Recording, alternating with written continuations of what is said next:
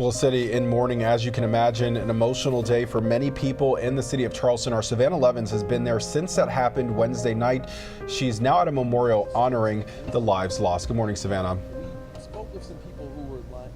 Good morning. As the sun starts to come up here in Charleston, you can just feel the sense of loss and sadness in the air after all the pain that this city has endured. You can see it in everyone's eyes. You can see it in the memorial growing outside the church behind me, the flowers, the candles, the cards bearing the words, "I love you, I miss you."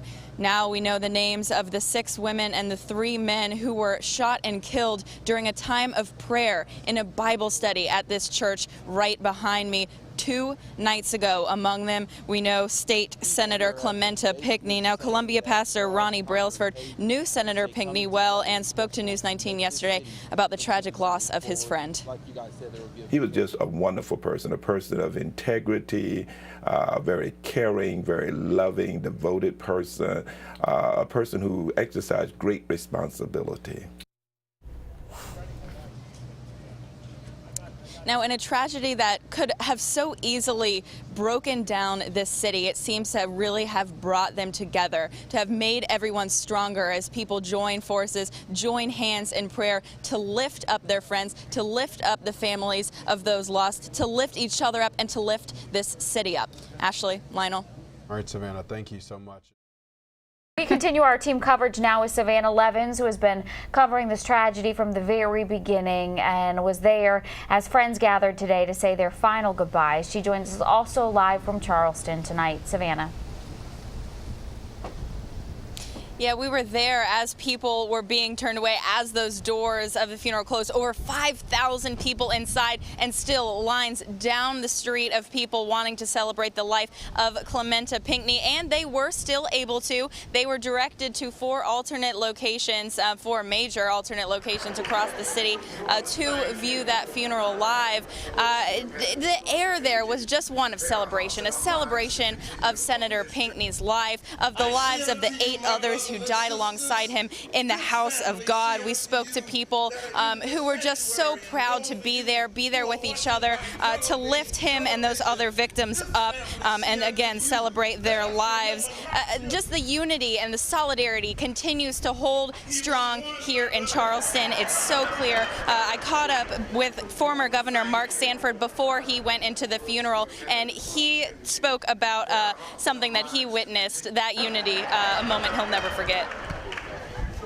A shooter who intended to bring about hate, in fact, has produced a reverse. There's a great image that I saw, I guess, a couple days ago, there at the Unity Bridge, the Unity Walk over the Ravenel Bridge. American flag in the background, blue sky above, and just a sea of hands, black and white, raising up and holding each other. I think it has been. I mean, literally, the image gave me goosebumps. That image has just been incredible, and it hasn't just been in that moment. It's been all week. Just again, like he said, those hands lifted up, black and white. It hasn't been a discrimination, this faith, this love. It's been everywhere in Charleston. It's been everywhere today as people continue to celebrate Clementa Pinckney and the other victims, lift them up, lift their families up, and continue to show the love. News 19's Savannah Levins had an opportunity to speak to some of those folks who came to the State House today, not to protest, but simply just to see the State House and to be a part of history. Darcy, if nothing else, you have to appreciate the historical significance of this time in our state. We've been saying all eyes are on the House, but really all eyes in the nation are on our state as we await this decision from lawmakers. Obviously, there's been a little bit of tension. This has been a very divisive issue. People feel very passionately about this flag, whether they're for it or against it. And that does raise some tension, but it hasn't stopped people from coming by just to be a part of the history, to take it all in, to see it firsthand. We saw a lot of people coming through to view the State House today. As many of you probably know, the State House does offer free tours, and they were not canceled. Actually, there was a lot of traffic through the State House today as people just wanted to kind of get up close and personal and say that they were there when all of this was happening. Obviously, like I said, a big historical moment. I'm going to let you listen in now to a little bit from 2 school group leaders who decided to bring a group of kids through the State House today for a tour. Take a listen. important for the children to know their history, being that they're from South Carolina. And I know they have lots of questions, and they're having questions because it's concerning right around in the city that we stay in. So it's important for them to also know, just because they're children, they shouldn't be ignored. They should have answered their questions as well. I think kids are a whole lot smarter than what we tend to give them credit for. And again, with their questions comes understanding. So I just want to make sure that they understand what is going on as our state is going through this time. No, those were two of the summer camp leaders for the Center of Learning. They said they think that people tend to underestimate how much kids know, how much they are aware of this situation and the gravity of this situation. I mean, Darcy, you've seen it. We've seen lots of kids just even as we were talking, walking by, going through the State House with their parents. Saw some stopping by the African American History Monument earlier, just kind of sitting down with them and making sure that they are aware of and appreciate just how big this moment is in our state and our nation's history. I was actually just talking to a police officer, letting him know that there are people in these vehicles, and he said he didn't even realize. I mean, the visibility here is so low that our first responders can't even see that there are people in these vehicles. I told him that that car we saw just disappeared underwater. I mean, that car was driving and it disappeared under a pool of water. They have emergency crews on the way to try to help that person. I think another moment that I'll never forget your response to is when the building, the Tidal Max building, started to cave in under the pressure of the water. There was so much to look at and so much to see. Our eyes were everywhere, and just the shock was still weighing on us.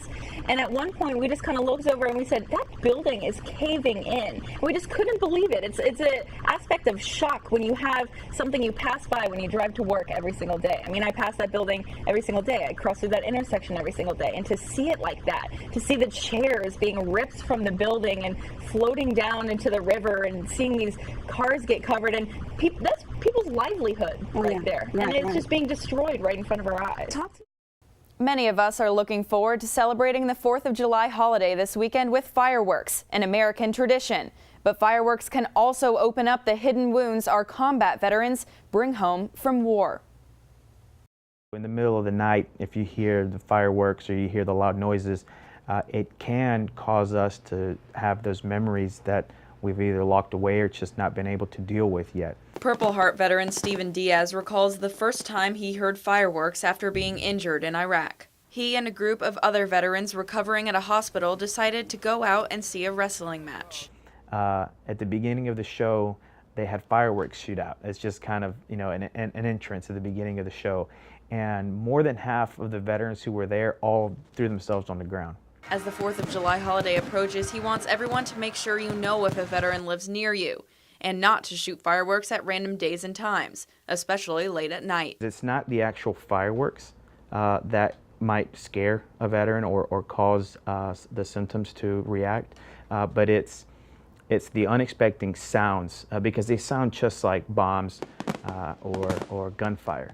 One of the main weapons used in Iraq and Afghanistan is the IED, the improvised explosive device, which is something that you never know when it's going to happen. You don't know when it's going to blow up. PTSD expert Elizabeth Codega says many of our veterans will spend the 4th of July holiday and the days after tense with fear. It really is a sad statement when the freedoms that they fight for us to be able to take advantage of, they themselves can't. And as we celebrate our nation's independence, Diaz wants everyone to remember those who fought to make it possible. We've already lost more veterans to suicide than enemy action in all of our years combined that we've been in war. And it shouldn't be that way. And so I'm really glad that this topic is being brought up, and that of fireworks causing some of the symptoms to make veterans be not able to enjoy such a great reason to celebrate. To learn more about PTSD, how you can help, and for more tips on how to make sure our veterans don't suffer this 4th of July, visit our website, WLTX.com. You might lose 5 minutes getting to or from work or wherever you're going, but it's 5 minutes that could save a child's life. 5 minutes. That's how long it takes to stop for a school bus filled with children. They're actually offloading a wheelchair student. You see the lights flashing.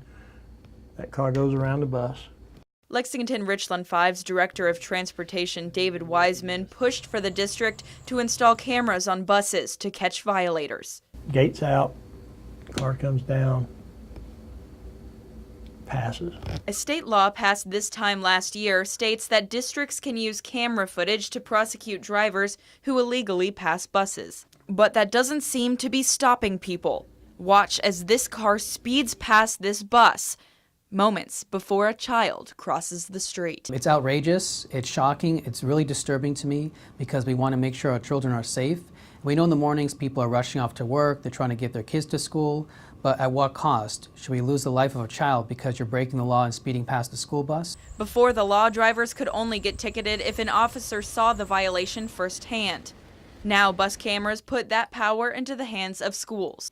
Dino Tapera with the State Department of Education says he wants to see every district in the state install these cameras. They're driving dangerously, they don't care about our students.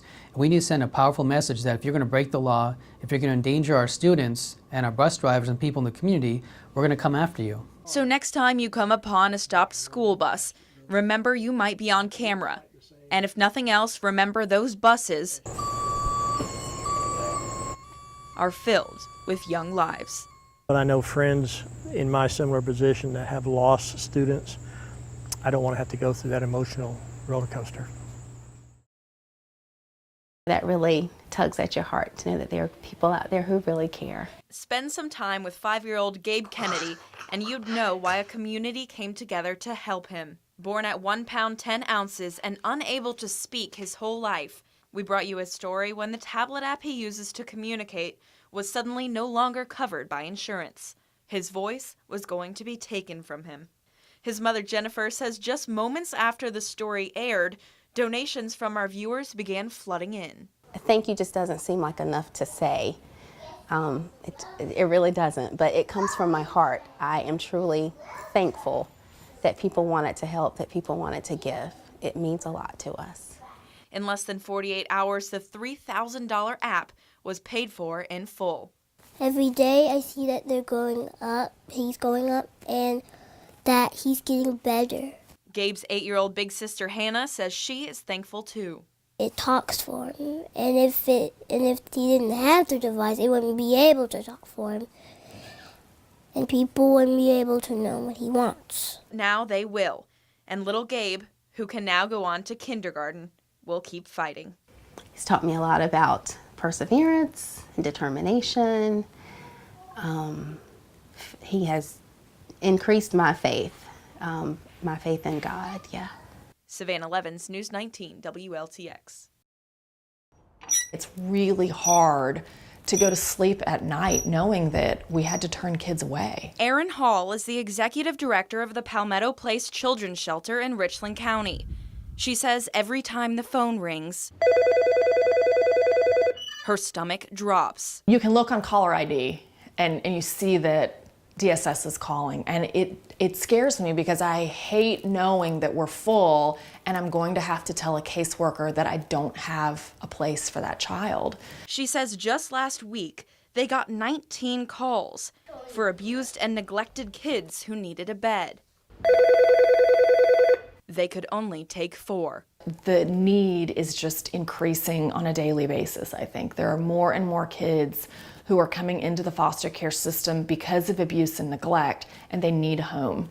Palmetto Place is the only place in the Midlands that accepts homeless teenagers who don't have a family or a home. For homeless teenagers, there is nowhere else to go. Hall says when they have to turn away a child or a teen, the kids either go to foster homes or other shelters. But of the 4 nearby children's shelters we called, all were at or near capacity.